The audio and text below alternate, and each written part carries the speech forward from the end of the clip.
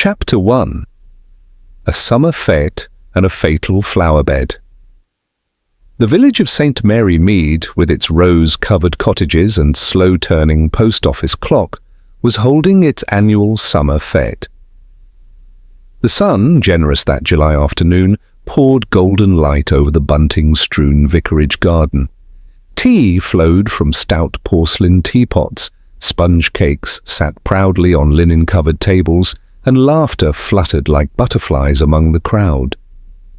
Miss Jane Marple, pink shawl folded neatly over her arms, observed from her usual spot beneath the sycamore tree. She had a shrewd fondness for summer fêtes, not for the coconut shy or the jam-tasting competition, but for what people let slip when surrounded by neighbours and sugar. "The vicar has overdone it with the petunias," commented Mrs. Bantry, sipping lemonade beside her. "They're positively choking the herbaceous border." Miss Marple smiled.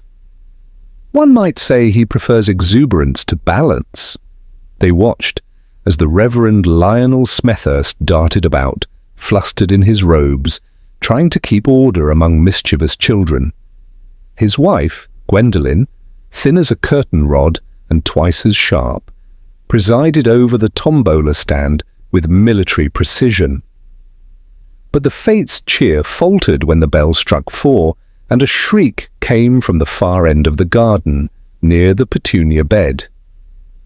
Someone come quickly!" cried a young woman in a pink frock, her straw hat dangling from her hand. The crowd surged forward like a wave. Miss Marple rose carefully, gripping her walking stick, and made her way to the source of the commotion. There, lying awkwardly amidst the crushed petunias, was a man in a navy blue blazer. A pale scar marked his temple, and a trickle of blood stained the collar of his white shirt. Dr. Haydock was summoned at once, but within moments he stood and shook his head gravely. "Dead. Neck broken, likely from a fall, though it's quite a strange position to land in naturally." Miss Marple knelt with surprising ease for a woman of her years. She gently picked up a crushed sprig of rosemary lying near the man's hand. Her blue eyes narrowed. "Do we know who he is?" someone asked. Mrs. Bantry leaned forward. "That's Mr. Julian North, the novelist. Rented the old parsonage last month. Quite a recluse. Terribly modern. Writes books about tormented poets and broken marriages." Julian North, indeed. Miss Marple had seen him twice from her garden gate, a tall, self-absorbed man who never smiled. She'd formed a vague impression of simmering restlessness, and curiously, fear. Detective Inspector Cray arrived from Much Benham, with his polished shoes and air of skepticism. He nodded curtly to Miss Marple, who merely inclined her head in return. "Ladies and gentlemen," he called, "I'll ask that everyone remain in the garden. No one is to leave until we've taken statements." As the constables herded guests into the shade, Miss Marple watched the inspector crouch beside the body. She waited until he had finished examining the scene. "Inspector," she said gently, "might I mention something odd?" Cray turned. "Yes, Miss Marple?" She pointed with her parasol. "That rosemary! Out of place, don't you think? It's not grown anywhere near here." And yet there it is beside his hand. Cray frowned. "Could have blown in." "Perhaps, but rosemary is for remembrance, and Mr. North was neither old nor ill. Odd to find it on the day he died." "Do you suspect foul play?" Miss Marple offered a vague smile. "Oh no, Inspector, I merely observe. But you see, I once knew a young man who fell into a quarry while trying to find his runaway dog. The poor boy landed face down, his arms beneath him, not unlike Mr. North. But what's curious, you see, is that Mr. North's arms are stretched outward, almost as if posed." Cray's gaze sharpened. "You think someone arranged him?" "Not necessarily, but I believe the position of a body can sometimes tell you if it truly fell, or if it was guided." Miss Marple let the thought hang. By late afternoon, the guests were dismissed. Only a few remained behind, those who had been closest to the scene. Among them were Miss Letitia Vale, an art teacher from London staying with friends. She was the one who discovered the body. Mr. Peter Lacey, a retired solicitor, who had been near the tombola at the time.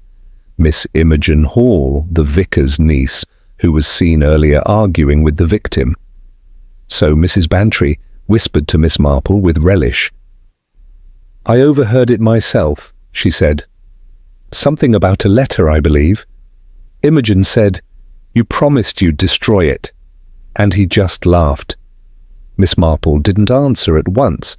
Instead, she looked again toward the petunia bed. By early evening, the body had been removed, the fête packed away, and the garden felt strangely quiet, as if the roses themselves were waiting. At twilight, Miss Marple stood once more beside the crushed flower bed. A subtle mark on the soil caught her eye. Not a shoe, but a narrow indentation, as if something had been propped there. A walking stick? No, too thin. A tripod, perhaps.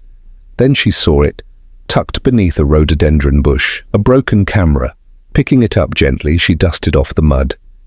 "How strange," she murmured. "Why would Mr. North bring a camera to a fête and then drop it?" She made a mental note to speak with young Imogen in the morning. And so, as darkness settled over St. Mary Mead, the peace of the village was broken by death once more, and Miss Marple's sharp mind had begun to stir. Chapter 2. Shadows of the Past. The morning after the fête dawned clear and unusually still. In St. Mary Mead, the usual rhythm of village life seemed slightly off-kilter. The milkman hesitated longer at each doorstep, and the postmistress, Miss Hartnell, lowered her voice when speaking of the tragedy in the vicar's garden. At her neat cottage on the edge of the lane, Miss Marple sat at her breakfast table, folding away the Times. She had read, with restrained interest, the brief mention of Julian North's death, presented as an unfortunate accident. The press, she noted, did so prefer tidy conclusions. But Miss Marple had never trusted appearances, especially when they were too tidy. She buttoned her blue cardigan, tied on her straw hat with its faded blue ribbon, and took the footpath through the hedgerow that led to the vicarage. She intended to have a word with young Imogen Hall. The Reverend's niece was staying for the summer, assisting with parish events while recovering from an unspecified nervous strain, or so Gwendolen Smethurst had declared with pursed lips and little sympathy. "Delicate girls," she had said once, "cause more bother than they're worth." Miss Marple found Imogen seated on the bench beside the rose trellis, a sketch pad in her lap, her face pale in the morning light. "Miss Hall," said Miss Marple softly, "might I intrude a moment?" "I shan't stay long." Imogen startled slightly but offered a weak smile. "Of course, Miss Marple, please. I imagine yesterday's events must have left you terribly shaken." Imogen nodded, her fingers worrying the corner of the sketch pad. I still don't quite believe it. One moment he was alive, and then..." She shook her head. "He always seemed invincible, cold even, but not gone. You knew Mr. North well?" "We met when I was studying at Goldsmith's. He gave a lecture on literary symbolism. I thought he was brilliant. He said he saw something untapped in me." Her voice tightened. That was his word. Untapped. Miss Marple sat beside her, letting the silence stretch just enough. Imogen continued, voice low, "I became involved with him, briefly. He could be charming, when it suited him, but mostly he collected people like ideas, then discarded them when they became dull." "And did you become dull, Miss Hall?" The young woman flushed. "Number Y became inconvenient. I asked too many questions. He once told me he admired honesty, so I tried it. He didn't like it." "You argued at the fête, I believe?" Imogen stiffened. Did someone hear that? Several someones, I expect. It's difficult to whisper in the vicar's garden. I was asking him to give back a letter. A foolish letter I wrote last year. He said he had burned it. I didn't believe him. He mocked me for panicking. Miss Marple tilted her head. And yet you remained at the fête? I couldn't leave. Aunt Gwen would have asked questions. Besides, I didn't want to appear upset. Miss Marple gave a kind nod. You're very brave, my dear, and rather clever. Imogen looked at her sharply. You don't think it was an accident, do you? I try never to think too much until I've observed enough. Miss Marple rose. Thank you, Miss Hall. You've been most helpful. She walked back to the lane, thinking hard. If Julian North had held that letter over Imogen, he'd had some motive for keeping it. Not for affection, for control perhaps. At the post office, she encountered Mr. Peter Lacey, the retired solicitor. He was poring over the bulletin board as if it held the secrets of the universe. Good morning, Mr. Lacey, Miss Marple said brightly. He turned with a start. Ah, Miss Marple, still reeling from yesterday's horror. Terrible thing, awful waste. You knew Mr. North? Not well. We had a few chats. He asked about the ownership of the old parsonage. Odd questions, I thought. Legal terms, easements, access rights. Seemed unusually interested in the garden boundaries. Miss Marple's brow lifted. How curious. He was writing, he said, research. Did he mention anyone he was corresponding with? Lacey frowned. Now that you mention it, he did once mutter about a woman named Melrose, said she was becoming a problem. Melrose, Miss Marple repeated thoughtfully. Not a village name. No, Londoner, I'd guess. Sounded like some woman from his past or present. I assumed it was romantic, but one never knows. Miss Marple thanked him and wandered out. That afternoon, as clouds crept across the sun and the village grew hushed again, she visited the old parsonage. It was an ivy-clad house with narrow windows and an air of closed secret. A constable was posted by the gate, but after a brief word from Miss Marple and a bit of name-dropping, Dr. Haydock will vouch for me, and I believe Inspector Cray appreciates a second pair of eyes. She was allowed into the study. The room smelled of ink and tobacco. Papers covered the desk, some typed, some handwritten. Several envelopes were addressed to M.E. Melrose in an untidy scrawl. Miss Marple noticed one had been torn open and discarded, revealing half a photograph. A black and white shot of a woman in evening dress, her face obscured by a tear. A brass letter opener lay beside it. Streaks of something brownish clung to the blade. Chocolate, Miss Marple murmured. Or dried blood. She glanced up. A book on the shelf titled The Winter Guest bore Julian North's name. She opened it. The dedication read, To M, who remembers everything. Miss Marple left the house more certain than ever. This death had not been an accident.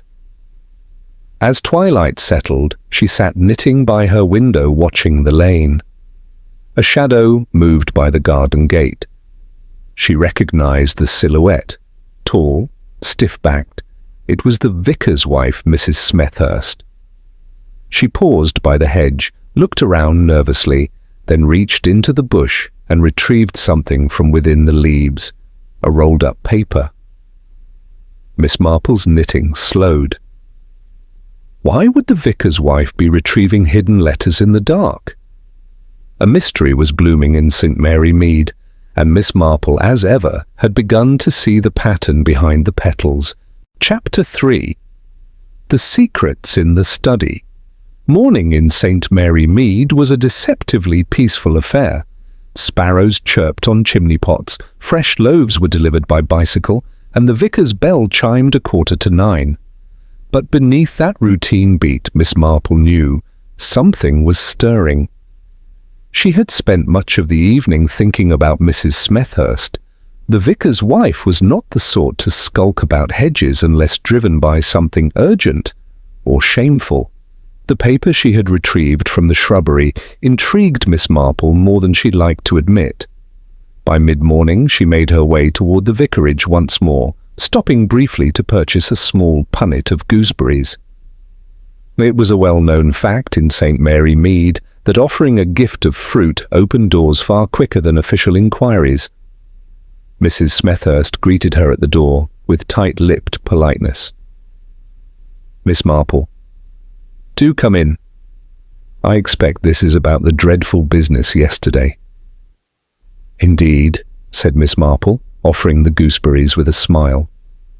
"And I thought you might be in need of a little treat after such a taxing day." Mrs. Smethurst softened slightly. "Very kind. Please, come through to the sitting room." The room was prim and angular, filled with stiff-backed chairs and doilies under everything. Miss Marple sat carefully, watching the vicar's wife move with practiced control.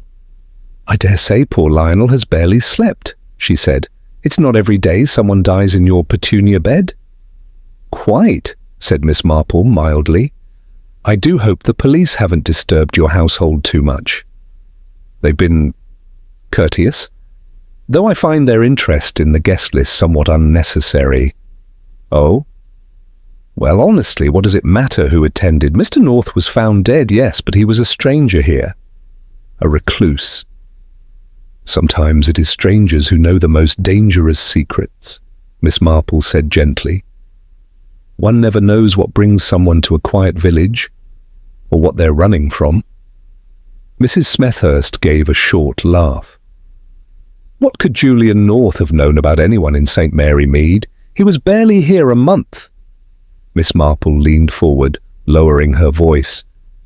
"And yet you were seen last night, Mrs. Smethurst, by the hedge, retrieving something." The silence that followed was brittle. "I beg your pardon?" "A rolled paper, I believe." The vicar's wife blinked, then straightened. "It was nothing, merely a church notice that had blown away in the afternoon. I spotted it stuck in the bush." "A notice?" "Yes, from the ladies' scripture circle. I meant to post it, but with all the fuss, well, it quite slipped my mind." Miss Marple smiled and did not press the matter. Entirely understandable, but she knew a lie when she heard one. As she left the vicarage, she found herself face to face with Inspector Cray, who was ascending the path, a notebook in hand. "Miss Marple," he said, with the faintest twitch of a smile. "Digging, are we?" "Always, Inspector. You know me. I find a good spade and a cup of tea can unearth all sorts of things." "I've been reviewing statements, a few inconsistencies cropping up. That art teacher, Miss Vale, says she saw Julian North arguing with someone before the fête began, but she can't recall who." "Or won't," said Miss Marple. "Perhaps someone familiar. Familiarity clouds the memory, sometimes deliberately." Cray raised a brow. "You've got a theory?" "Only a hunch, but I did wonder whether the woman called Melrose might be closer than we think." Cray flipped his notebook. "Melrose? Yes, we found several letters to her in North's house, most unsigned, some emotional. Sounds like a lover, or someone trying to end a love affair. What's your take?" "Someone who remembered everything," said Miss Marple, more to herself than to him. "That's what he wrote in that dedication, didn't he?" Cray nodded. "We've sent the letters to the lab. No fingerprints but his. Not helpful." "People rarely write love letters with gloves on," said Miss Marple. Cray gave a half laugh. "You should join the force. I do prefer knitting and cake." That afternoon, Miss Marple received a visit from Dr. Haydock. He came ostensibly to check on her blood pressure, but she knew better. He liked her tea and the excuse to chat. "I hear you've been poking around again," he said as she poured. "Cray says he's half tempted to deputize you." Miss Marple chuckled. "Dear me, I should think I'm far too old to chase down criminals." "But not too old to see through them. What's your read on this fellow North?" "Broken, arrogant, dangerous perhaps, not violent himself, but quite capable of encouraging violence in others. A man who enjoyed possession more than affection.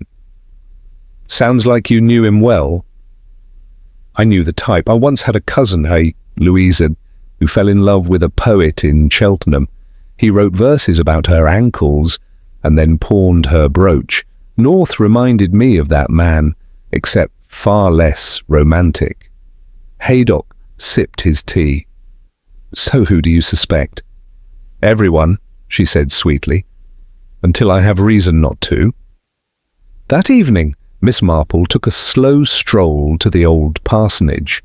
The police had gone for the day, but she had noticed that the front parlour curtains were askew. That usually meant a cleaning woman had been. Sure enough, she found Mrs. Beasley, the village charwoman, emerging with a mop and bucket. Terrible mess, said Mrs. Beasley, wiping her brow. That study was full of torn papers, ink everywhere. Did you notice anything strange? Well, said Mrs. Beasley, leaning in with the air of a woman about to share scandal. I did find something tucked in the fireplace, a little wooden box, locked, mind you. I handed it to the constable, but it smelled like lavender, not the sort of thing a man keeps without reason. Miss Marple's eyes lit. Thank you, dear. You've been most helpful. As she walked home in the dusk, she pieced together her thoughts. A broken camera, a lavender-scented box, a woman retrieving a hidden paper, and a young niece desperate to destroy a letter. Each item was a thread, frayed at the edge, but part of a pattern. She'd seen it before, in a sampler stitched by a girl in 1892. The design seemed random until one viewed it from afar. Then all the motifs made sense. Someone had embroidered their story here in St. Mary Mead. Miss Marple just needed to find the right distance to see the whole. Chapter 4. The Woman in Blue. The following morning, St. Mary Mead was abuzz with new gossip. Someone had been seen taking the late Julian North's typewriter from the old parsonage.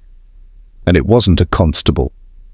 Miss Marple heard the news from young Minnie Barnes, who delivered eggs to the cottages near the church, and never missed an opportunity to expand her imagination with real-life scandal. She was wearing blue, Minnie said breathlessly, over Miss Marple's garden gate, like a proper city coat, belted and all, dark hat too. Mrs. Cook at the bakery saw her walking off with a satchel. What time was this, dear? Miss Marple asked, offering her a ginger biscuit. Before 6, sun was barely up. Did she go anywhere in particular? She headed toward the station road, fast too. Mrs. Cook swears she wasn't from around here. Miss Marple thanked the girl, made a mental note, and spent the next hour tending her delphiniums with only half a mind on the slugs. A woman in blue, not local, slipping away with something belonging to a dead man. It had the feel of a final act. But Miss Marple knew better. Final acts were never quite so convenient. Later that day, she took tea with Mrs. Bantry, who always served excellent scones and even better information. I still say it's Imogen, Mrs. Bantry declared as she spread clotted cream with dramatic flair. She's nervous and she's young. That's a dangerous combination. She's also frightened, said Miss Marple, and fright does not always stem from guilt. Sometimes it comes from knowledge. Which brings us to Gwendolen Smethurst, Mrs. Bantry said, raising her eyebrows. That woman keeps her secrets like a cat buries its mess. What was she doing in the hedge? She says she retrieved a notice, and you believed her. I never believe anything until I've knitted at least a row and a half, Miss Marple said lightly. But I have wondered about the box Mrs. Beasley found in the fireplace. Mrs. Bantry leaned in. What was in it? No one knows yet. It's locked, but it smelled of lavender, which struck me as odd. Lavender is for ladies, said Mrs. Bantry, nodding. Or corpses. Miss Marple didn't flinch. Exactly. That evening, Miss Marple took a stroll toward the village green, where Inspector Cray was seated at a bench, scribbling in a notebook with the grumpy concentration of a man beset by puzzle pieces. "You'll wear out the pencil before you find the pattern," she said, easing beside him. Cray snorted. "There's no pattern to be found. A man is dead, everyone's hiding something, and now we've got a mystery woman vanishing with his typewriter. Honestly, Miss Marple, this isn't your average village burglary." "Oh no," said Miss Marple. This is much more theatrical." She told him about the woman in blue. Cray's eyes narrowed. "And you believe the girl?" "Children are poor at invention, but excellent at observation, especially when nosy neighbours are involved. I would suggest checking the morning train logs. The London Express departs at 6:20, does it not?" Cray closed his book with a thud. "I'll speak to the porter myself." "Before you do," said Miss Marple, "may I suggest having a look at Julian North's publishing record?" "Publishing record?" "Yes. Something odd struck me the other day. He published 6 books in 4 years, all lauded as emotionally raw. Yet those letters you found to M. Melrose didn't strike me as raw. They were rehearsed, and they didn't match the tone of his novels. Which leads me to wonder, were those books entirely his? You think he was stealing someone else's writing? Or at least borrowing it, and perhaps the owner wanted it back?" Cray stared at her for a long moment, then muttered, "You'd make a damn fine thief-taker." "I prefer to catch souls, not criminals," Miss Marple said with a wink. The next morning brought new news. The box from Julian North's fireplace had been opened. Inside they found a lavender-scented handkerchief embroidered with the initials M.M., a typewritten manuscript, incomplete, with corrections in 2 distinct handwritings, a photograph, Julian North, and a woman, both seated on a park bench, smiling. The woman wore a dark blue coat. Cray showed them to Miss Marple over tea at the library. "Could this be our Melrose?" he asked, tapping the photo. Miss Marple adjusted her spectacles. "It could, though I believe she's not a stranger to this village." Cray raised an eyebrow. "Go on." "Do you recall that Miss Vale, the art teacher, was also staying at the vicarage for a few days before the fête?" "Yes. Quiet sort. Brown hair, spectacles." "Exactly. And yet yesterday I saw her emerge from the old parsonage. When I asked what she was doing there, she claimed she was paying respects. Yet she was holding a travel satchel, the same shape, size and brand as the one Mrs. Cook described the woman in blue carrying." Cray looked thunderstruck. "So you think Miss Vale is Melrose?" "I think Miss Vale is Margot Melrose, a woman who once loved Julian North and helped him write those novels. Until he left her and took all the credit. The letters, the lavender, the manuscript, they all point to someone trying to reclaim what was stolen." Cray stood, energized. Then she returned, to confront him. Possibly, or to threaten him, or maybe even to plead with him to restore her name, but then he turned her away.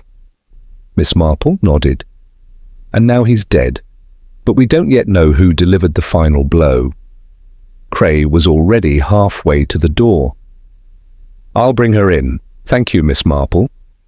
She sipped her tea thoughtfully. Margot Melrose might have returned to reclaim her words, but someone else, someone who knew all too well what Julian North was capable of, might have made sure his last story never made it to print, and Miss Marple had a growing suspicion she already knew who. Chapter 5. A Letter. Too late. The interrogation room at the Muchbenham police station was rarely used. A dusty ceiling fan ticked lazily above Inspector Cray's head as he sat across from Miss Letitia Vale, or rather Margot Melrose, as she had now admitted. She did not appear rattled. Instead, she sat perfectly upright, gloved hands folded on the table, her dark blue coat buttoned to the throat despite the June warmth. "You've got the wrong end of everything," she said calmly. Cray stared. "You broke into the old parsonage after North's death, took his typewriter and attempted to board the London train. Then you returned it secretly to avoid suspicion." "I didn't break in," she replied. "I still had a key, and I didn't take it to conceal anything. I took it to protect my work. Julian and I collaborated once, years ago, but he passed it off as his own. Every word he published was either mine or stolen from someone like me." "And you never reported it?" "Who would believe me? He had agents, contracts. I had notes and rejection letters, and shame." Miss Marple sat quietly in the corner, allowed by special request. Cray, now fully aware of her role as an unofficial consultant, had taken to her presence like a reluctant son-in-law, with tolerance and occasional admiration. "Why return to St. Mary Mead?"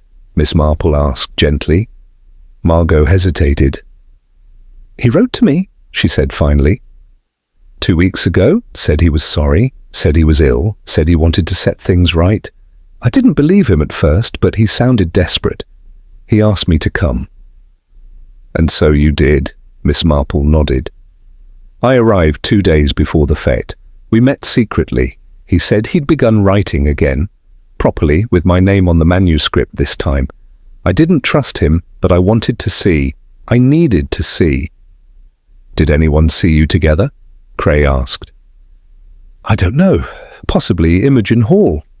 She saw me coming from the back gate once. She looked startled. I told her I was a friend of Julian's, which she didn't seem to believe." Miss Marple exchanged a look with Cray. "You argued with Julian at the fête," Cray said. "Miss Vale, Margot, if you were working together, what changed?" Margot's composure wavered slightly. "He lied again. Said the new manuscript would bear my name, yes, but that I'd have to sign a contract handing over future rights. He wanted the apology to be his story. He wanted to publish it in a magazine. Redemption and the Dying Artist, he called it. I tore the contract in half and told him I wanted my original letters back. Did he agree?" "Number?" He laughed. "Said he'd burned them long ago, but I knew he hadn't. Julian never discarded leverage." "And then?" Cray asked. "I left. I didn't see him again. When I heard he was dead, I panicked. I thought perhaps someone would find the letters and believe I killed him. So I went to retrieve them. That's when I found the manuscript and the photo, and yes, the typewriter. I thought, if I could just hold on to something that proved the truth."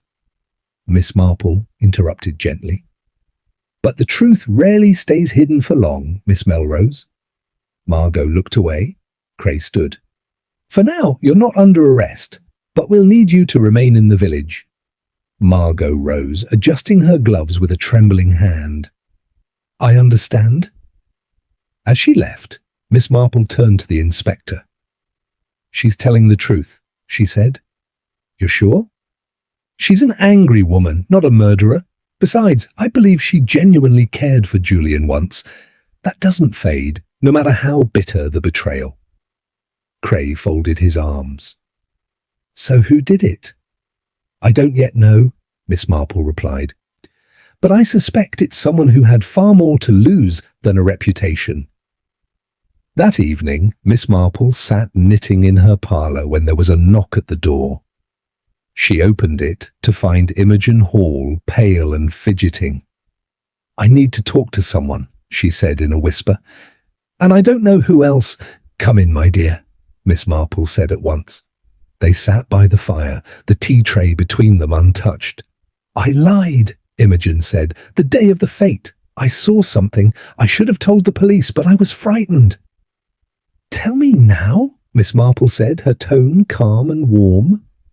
"I went to see Julian that morning," Imogen said, wringing her hands. "I decided to tell him to leave me alone. He kept dangling that letter over my head, and I couldn't take it anymore." "What happened?" He laughed. "Said he'd given the letter to someone else, for safekeeping. Someone who'd make sure it reached my uncle if anything happened to him." Miss Marple's eyes sharpened. "Who?" "He didn't say." but he looked toward the church tower when he said it. Miss Marple frowned. The church tower? I didn't understand it then, but just before I left, I saw him talking to Mrs. Smethurst, and I thought, could she be the one? Miss Marple stood slowly. My dear, she said softly, you may have just unravelled the whole knot. Later that night, Miss Marple walked to the vicarage under a sky striped with indigo. The door was answered by Reverend Smethurst himself. Miss Marple, he said, surprised, is something wrong? I wonder if I might speak to your wife in private. He hesitated, then nodded. Gwen is in the study. Miss Marple found Mrs. Smethurst seated at the desk, reading by lamplight. I'm afraid I've come with rather a serious matter, Miss Marple said, her voice barely above a whisper.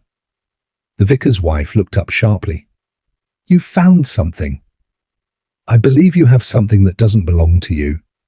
A letter, written by Imogen Hall, given to you by Julian North, who knew you wouldn't destroy it but keep it, just in case. Mrs. Smethurst's lips thinned. You presume much. I presume carefully, Miss Marple said. You retrieved it the night after his death, didn't you? From the hedge. Mrs. Smethurst rose. You cannot possibly prove. I don't need to. You see, someone else knows, someone who saw you take the letter, someone who may have killed Julian thinking he had given it to you. For a moment, the silence was so deep it felt like the room had been sealed in glass. I suggest you give me that letter now, Miss Marple said, gently but firmly. After a long pause, Mrs. Smethurst reached into the drawer, withdrew a folded envelope and handed it over. Miss Marple tucked it into her handbag, and with that, the lies began to collapse, like dominoes, toppling one after another. The truth was near. Chapter 6. Whispers in the Belfry. By the next morning, the tension in St. Mary Mead could be felt as tangibly as the summer heat. The vicar's sermon had been unusually brief, and several villagers whispered as they left the church, casting glances at Miss Marple, seated quietly in the front pew. She had not spoken of the recovered letter, not even to Inspector Cray, though she had requested a private meeting with him after Sunday service. As the congregation dispersed, he approached her near the yew trees. "Morning, Miss Marple," he said with a nod. "You've got that expression again." "What expression, dear Inspector?"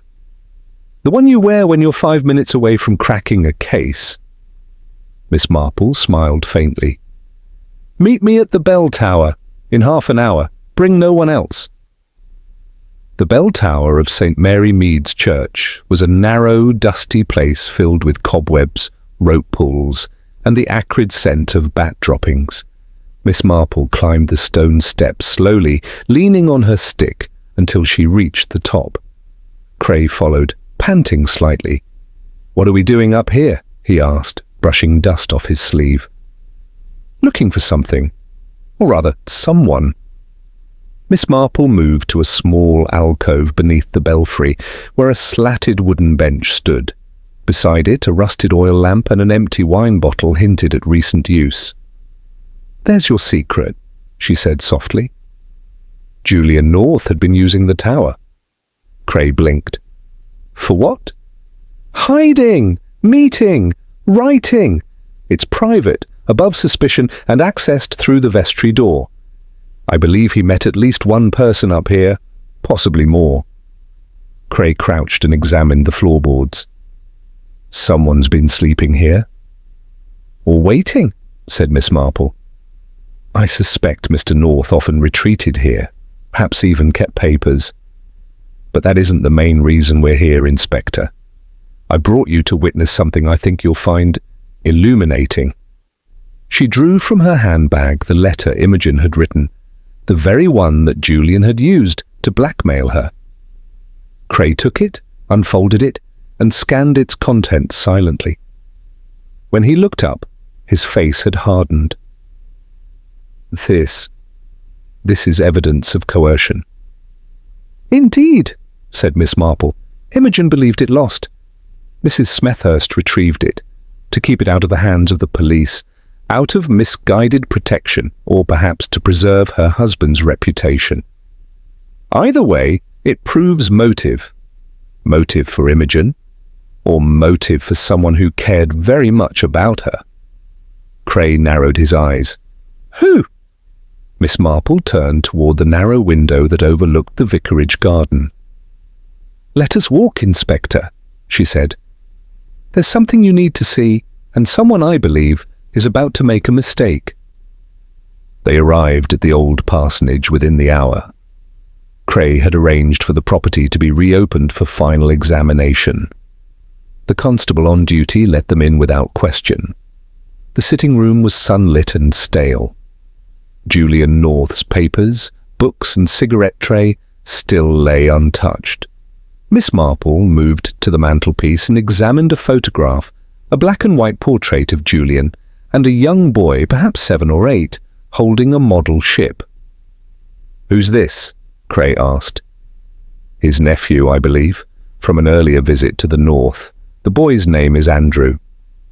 Julian wrote of him once, said the child was the only person in the world who'd ever truly forgiven him for anything." "A rare thing, forgiveness," Cray murmured. "Indeed. And when a man knows he doesn't deserve it, he sometimes seeks vengeance instead." Cray looked at her sharply. "What are you saying?" Before Miss Marple could reply, the front door creaked. In stepped the vicar, Reverend Lionel Smethurst, his face drawn, his collar askew.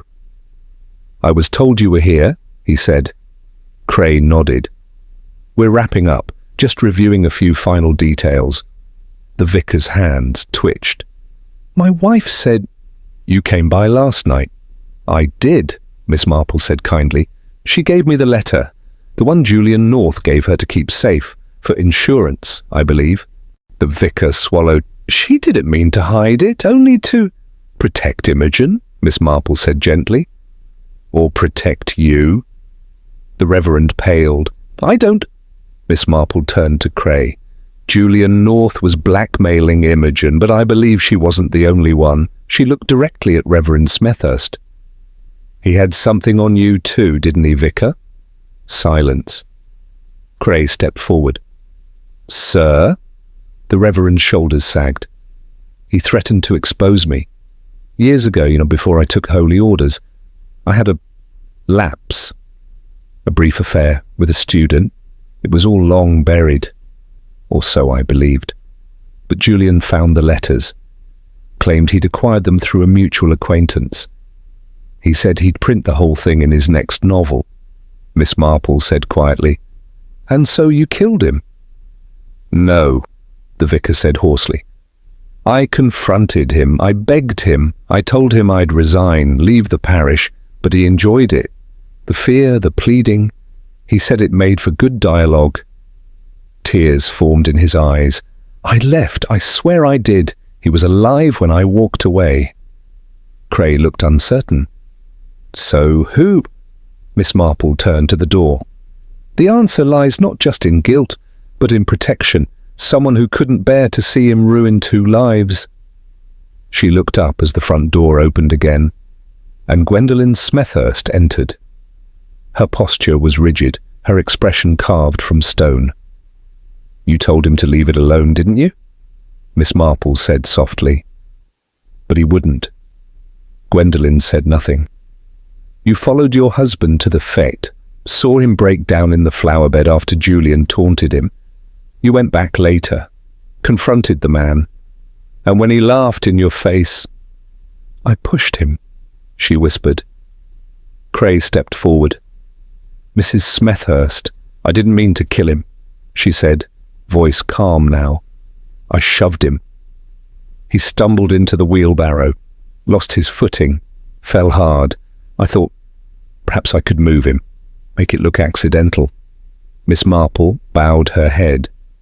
"You staged him in the petunias, hid the letters, removed anything that tied you to him. But one small mistake betrayed you. The rosemary. You dropped it from your apron pocket. You'd picked some earlier for the vicarage table. Gwendolen nodded slowly. It was over in seconds, and yet it will never be over. Cray moved forward and gently placed a hand on her arm. Come with me, madam. Miss Marple watched them leave. Her knitting lay untouched in her handbag, but the threads of the truth were finally complete. Only one task remained, to mend the hearts left behind. Chapter 7. The Quiet Confession. For a few days, peace returned to St. Mary Mead, or at least something that resembled it. The villagers, ever discreet in public and insatiable in private, spoke of the tragedy with a kind of reverent whisper. No one dared mention Gwendolen Smethurst's name aloud, but heads turned whenever the vicar passed in the lane. Miss Marple had watched from her window as Inspector Cray escorted Mrs. Smethurst into the police car. She had neither sobbed nor protested, just placed her gloves into her handbag and followed with quiet dignity. Now Miss Marple waited in the vicarage parlour, the air heavy with dust and silence. Reverend Smethurst had asked to see her. It was late afternoon, and the once vibrant garden beyond the French doors looked oddly subdued. The petunias, trampled and withered, seemed to mourn. He entered, thinner than before, with deep shadows beneath his eyes. Miss Marple, he said softly, I'm grateful you came. Of course, she said gently. This house must feel terribly large now. The vicar nodded and sat opposite her, his hands loosely clasped. I keep thinking, perhaps if I'd been honest with Gwendolen from the start, if I'd told her about my past, about Julian's threats. She acted out of love, said Miss Marple. A terrible act, yes, but not born of hatred. He looked up. And still unforgivable? She tilted her head. Forgiveness isn't always a clean wound, Reverend. Sometimes it scars, but it does heal. He sighed, his gaze falling on the untouched tea tray. Imogen is leaving tomorrow. She says she can't bear the whispers. She's young, said Miss Marple. Youth feels things sharply, but she's stronger than she believes. She blames herself, thinks it was her letter that started the whole thing. Miss Marple reached into her handbag and produced the folded sheet. She may wish to destroy it, she said, laying it on the table. But I think she should read it one more time and then choose whether she lets it define her. The vicar gave her a tired smile. You always know what to say? Miss Marple smiled faintly. Only after years of listening. That evening, Miss Marple took her usual walk through the village.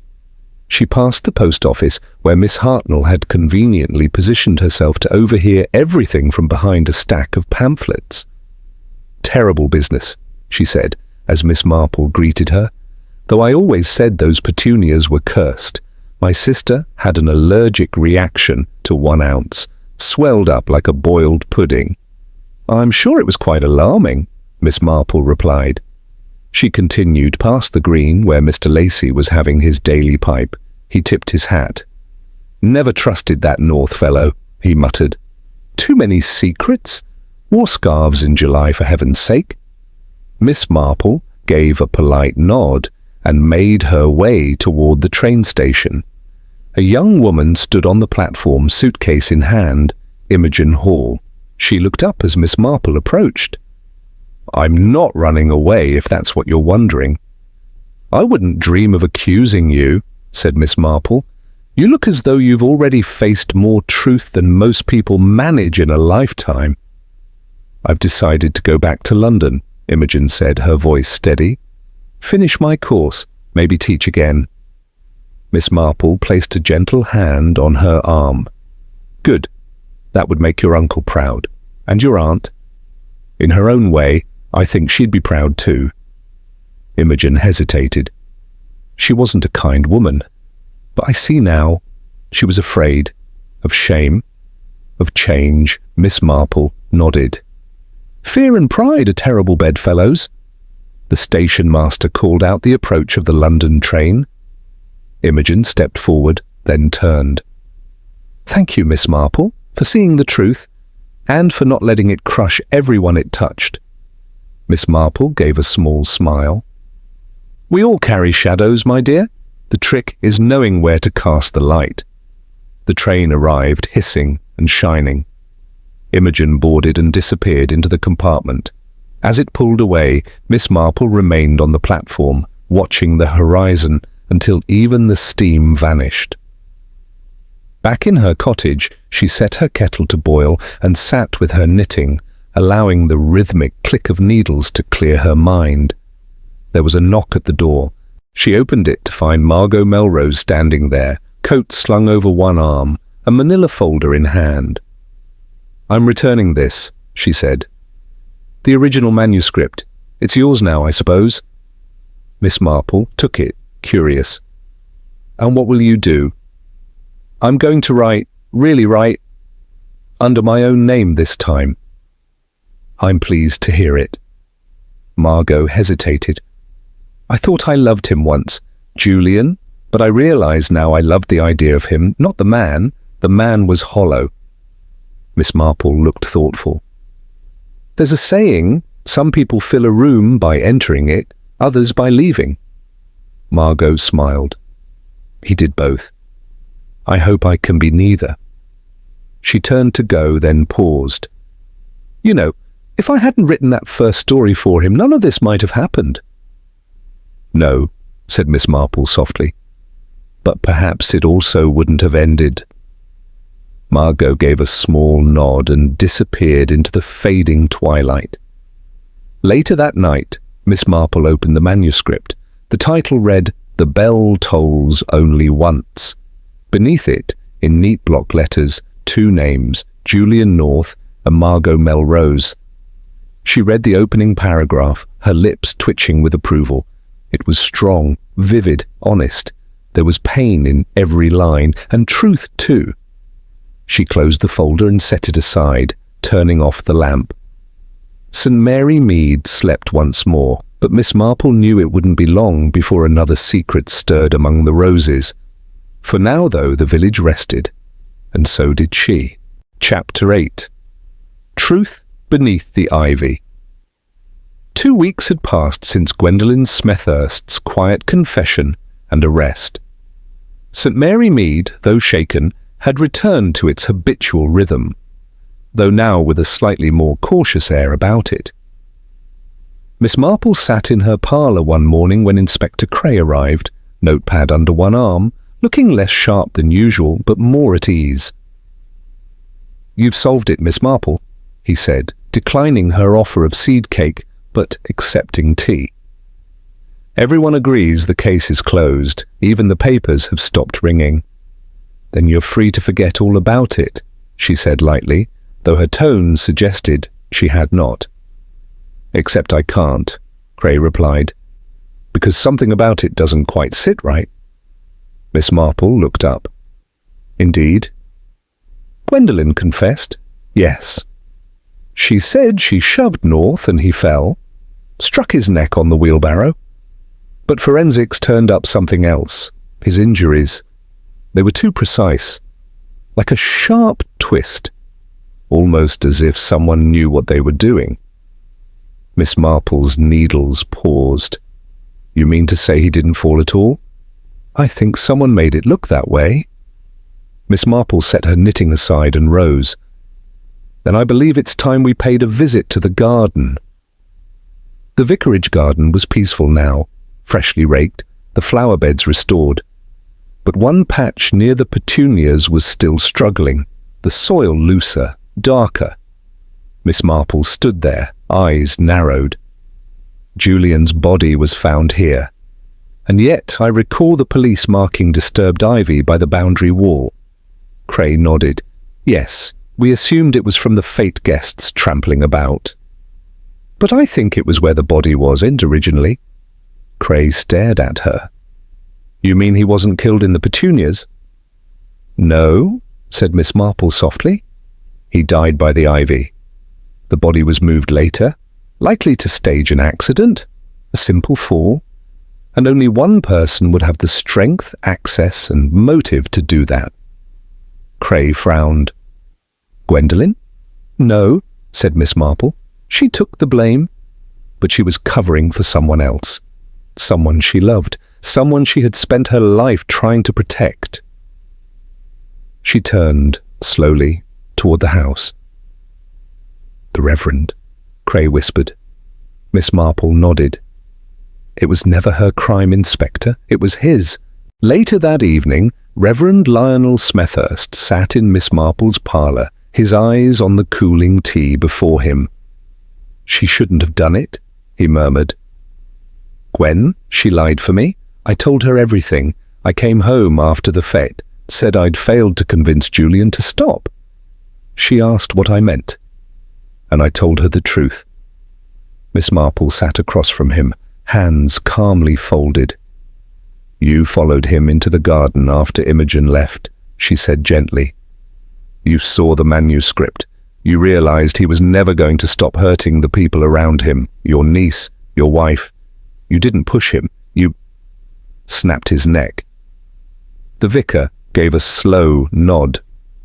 He was laughing. He said I was pathetic, that I had no power in this village, that my collar was just a noose I'd put on myself. His voice broke. And suddenly I saw nothing but red. I didn't plan to kill him, I truly didn't. But I remembered a demonstration, a method from a self-defense class I took years ago. I grabbed him and twisted. Silence stretched between them. I thought I'd go to the police, he whispered. I swear I did, but Gwen insisted she'd fix it. She moved the body, hid the letters. She said I'd never survive the shame, that the parish needed me, that she could make it look like an accident. And then you let her carry the burden, Miss Marple said softly, even as she was taken away. I thought perhaps I could confess later, after she was released. But now I see that was cowardice. Miss Marple reached for his hand. It was fear, but the only way through it now is truth. He looked up, his expression crumbling. What should I do? You must do what Gwen did, she said. Tell Inspector Cray, face the consequences. He closed his eyes. She was always stronger than me. Yes, Miss Marple agreed, but strength doesn't lie in silence. It lies in what one does after the silence breaks. The papers would later write of it in hushed tones, a shocking turn in the North case. But St. Mary Mead accepted the news with quiet resignation. The Reverend Lionel Smethurst stepped down from his post. His confession was formal, sorrowful, and sincere. He was not imprisoned, but transferred to a small coastal retreat under the care of church trustees, never to preach again. Imogen returned to London, free at last of the shadow Julian North cast. Margot Melrose published her first book under her own name, A Garden of Ghosts. It was dedicated simply to those who told the truth when it mattered most. As for Miss Marple, she returned to her roses and her knitting, watching the village mend itself, leaf by leaf. She received a letter not long after, a simple envelope. Inside, a pressed sprig of rosemary, no return address, no message, just remembrance. She placed it in her scrapbook with a quiet smile. And outside, the petunias bloomed once more,